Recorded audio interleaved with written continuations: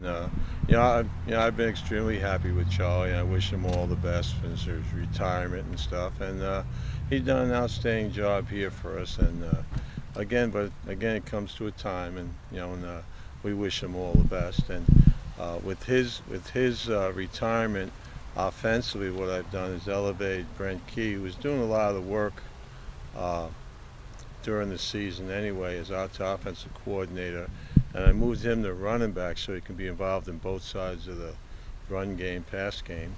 Alan Mogridge is going to go to the offensive line, which is what his position is.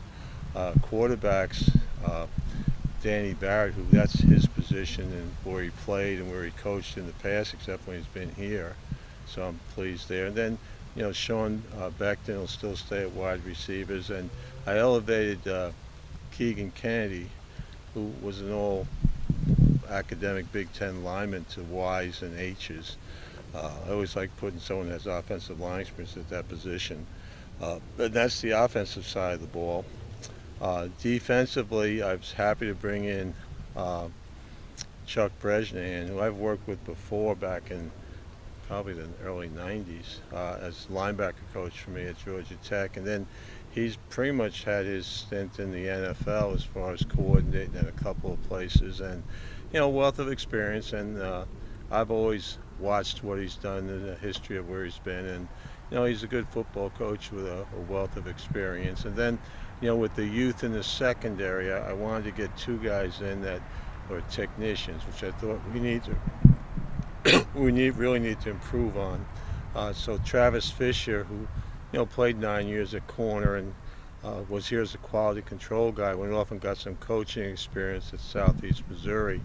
Came back, hired him as corner. And Andrew Thacker was here as a graduate assistant, and he went off to Oklahoma State and worked there, and then came back to Southern Miss as safety coach, and then recently was with the Atlanta Falcons. So I'm very happy. That's the staff as far as for this year, and I'm very happy with the chemistry of the room and the knowledge that we acquired. As a coach, you're always trying to move up, and you don't want to stay status quo. You want to be able to move up and progress up the ladder. And Coach O'Leary has given us the opportunity to do that over the last several years, and this is kind of the next step in the coaching ladder, and being able to stay here and be at UCF, a place that's been home now for over 10 years for me, and have this challenge and this opportunity.